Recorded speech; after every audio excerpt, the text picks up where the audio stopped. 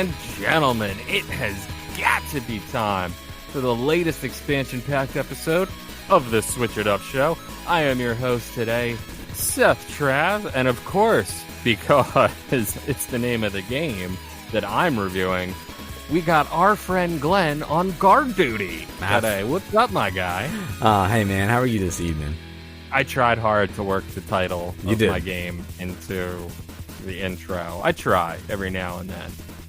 I do. What about you? How you doing? I'm not doing too poorly, my man. I'm feeling good. There's a lot of disease floating around the world. I'm a little. My game has a little bit in common with disease. It's called Red Death, kind of like the Black Death. Oh my god! This game is nothing like the plague. It's a good time, and I'll be talking about that a little later on.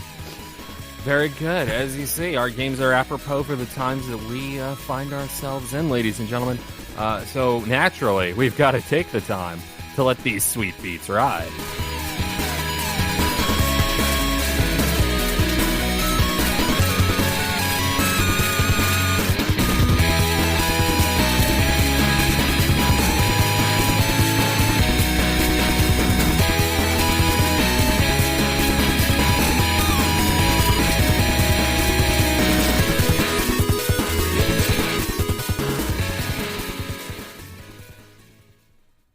Ana Mana Guche. Ladies and gentlemen, as I said, the name of the game today is Guard Duty. And for the purposes of this review, I picked it up on the PS4. It is currently $7.99, marked down by 20%. It was $9.99, and that lasts until 5/5/2020. So you got days, ladies and gentlemen, to get your hands on this point-and-click adventure mystery from Retaliaca Games. Tonbert, loyal guard to the Castle of Wrinklewood, has a lot to answer for. Under his watch, someone has snuck into the kingdom and kidnapped the princess, an event that will have consequences well into the future. 1,000 years later, humanity is on its last legs before being wiped out by an evil dark force. Join Agent Starborn to save the Earth and vanquish an evil that has been around for centuries. Discover how these two playable characters' fates are intertwined, and you might just save humanity in the process. In this traditional point-and-click adventure game, features a fully standalone game spanning across 2 different time periods. Choose your actions wisely. Over 6,000 lines of fully voiced dialogue, bespoken music and sound, integrated to-do list of current objectives, ensuring you'll never lose track of your goal, handcrafted pixel art with hundreds of detailed animations. This cross-buy product entitles you to download both PS4 and PS Vita versions. That's right, ladies and gentlemen. Again, from our good friends over at Retaliaca Games, this is your atypical point-and-click adventure. It is so 16-bit graphically and so familiar that it is even in the 4:3 aspect ratio. So you get that really old school TV vibe while you're playing this one. And it gives you those vibes of, what is it, Space Ace? Yeah, that's it. Yeah, it's Space Ace. Yeah, Space Ace. Very, very, very much those sorts of vibes. Maybe a little bit more pixelated, less animated, but it's still that very, very similar style. It's an interesting game. Like, you definitely want to know more. It hooks you on its story, and its humor is okay. It's slapstick for sure, a little bit. But it's interesting. Like, I don't want to give too much away, but it jumps between the not too distant future and the very far past in the medieval times. And like I said, super, super interesting. The music is very, very good, and the voices are well acted and fun. However, I have some issues sort of with the gameplay. I feel like there should be a point in time where you can find or get yourself some hints, or at least some sort of like, I don't know. I feel like it needs a little bit better direction, because there's times where you'll have like 4 items and none of them seem to be working on anything, and just by happenstance you drag and drop it on the correct thing, and then you're good to go, I guess. And now you're able to move forward and progress the story. But it can take you like 20, 30 minutes, or just trying to find somebody else that happened to have stumbled upon it online, which is a shame, which I feel like is a big kind of downfall of this game, considering how often it did actually happen to me. Maybe I'm just dumb, or maybe this game is a little bit too difficult. Whatever the case, I am giving Guard Duty a 3.5 out of 5. Not the worst score, that's ever been had. No, because it's very, very interesting and it's compelling. It's just that the actual gameplay of it, it can be frustrating because like I said, it's not giving you good direction.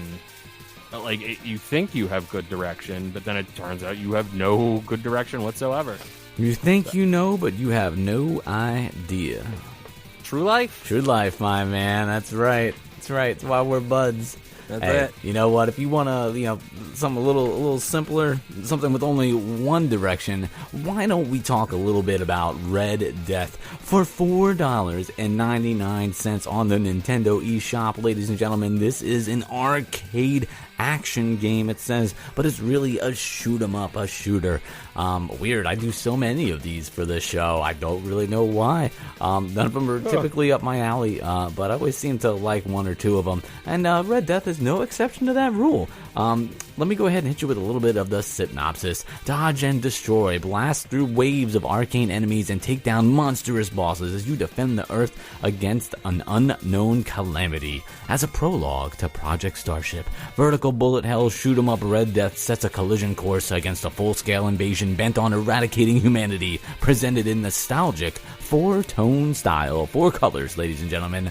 That's all you get. That's all you need. It features survive waves of intense bullet hell action. Enjoy an intriguing story mode across a number of scripted levels. Test your limits with endless randomized challenges in arcade mode. Compete for the highest score in old school arcade style. Upgrade your weapons with numerous power pickups and charge and unleash a vicious overload attack to turn the tide of battle. It's available right now from the very great, wonderful, caring, conscientious people at East Asia Soft and Panda Indie Studios.